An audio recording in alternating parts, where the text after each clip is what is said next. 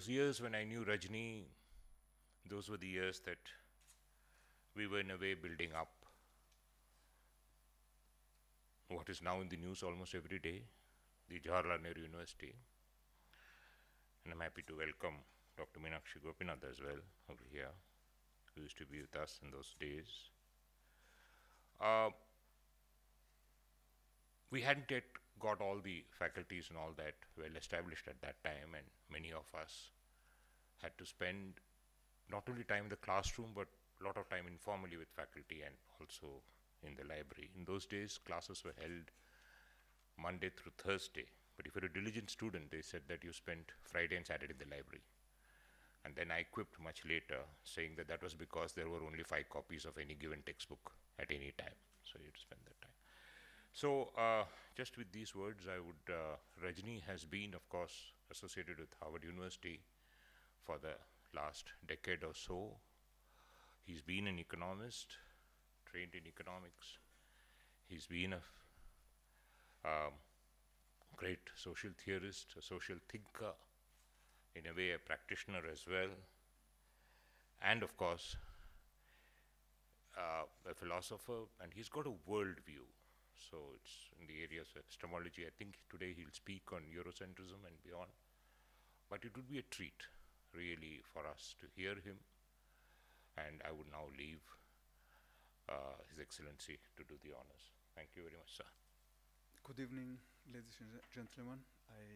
It is always nice to see a small but very select and apparently a group that is keen on attending and listening to rather not the easiest topics, a very deep and not only philosophical but really interdisciplinary, so touching so many different facets. So it is. I would like to first thank the organizers and the Habitat Center for hosting this, and of course I would like to welcome Professor Rajani Khan and to warmly thank him for giving me the opportunity to chair this panel.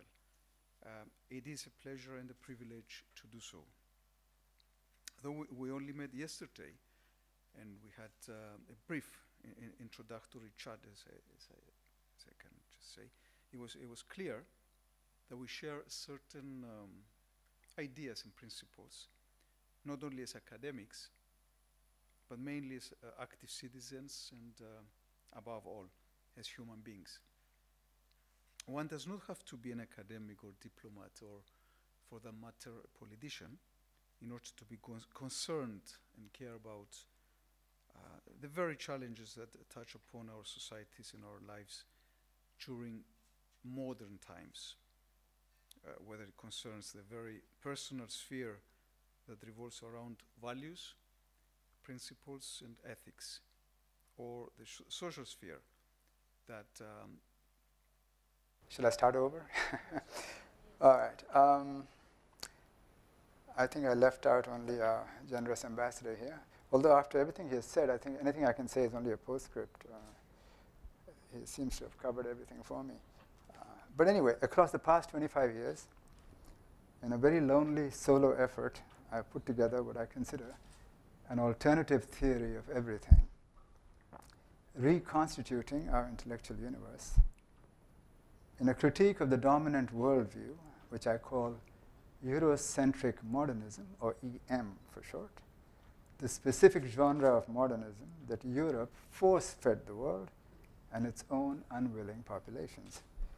They were presented originally at my Festschrift at the American Economic Association meetings in 2007 in 65 separate theses. So you see I ran a very poor second to Luther. But today I'll offer no more than a suggestive précis of those 65 theses. Now I wish here to simply initiate a new conversation, not to debate,